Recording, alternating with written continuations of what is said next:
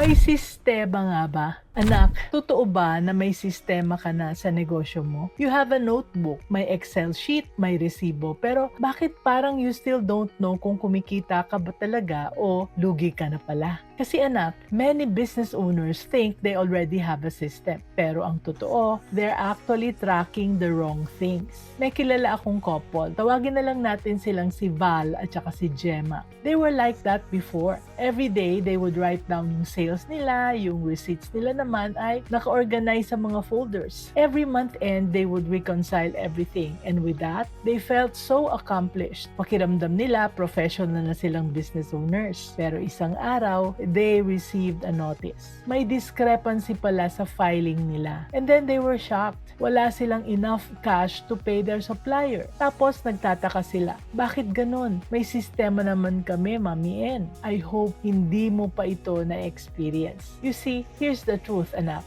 Having a system is not enough. You need the right system. Do you know why many Pinoy business owners feel burnt out pero wala silang napapala? Kasi they collect data na hindi naman nila ginagamit. Puro receipts, puro tally, pero walang desisyon na nangyayari. Yung iba naman, they track the wrong metrics. They only look at the gross sales. Wow, 50,000 today. Pero hindi naman nila alam na 40K kaagad ang puhunan nila. They don't know na may utang pala silang 30K sa supplier. They don't notice na may spoilage na 5K. Kaya at the end of the month, wala silang naiiwang pera. Tapos sabi pa nila, bakit ganito? Marami namang kaming benta. Anak, your system should answer these questions. Did I earn money? Where is my money? And what's my next step? Kung hindi yan masasagot ng sistema mo, it's time to upgrade. Kaya let's be business-minded, Pinoy.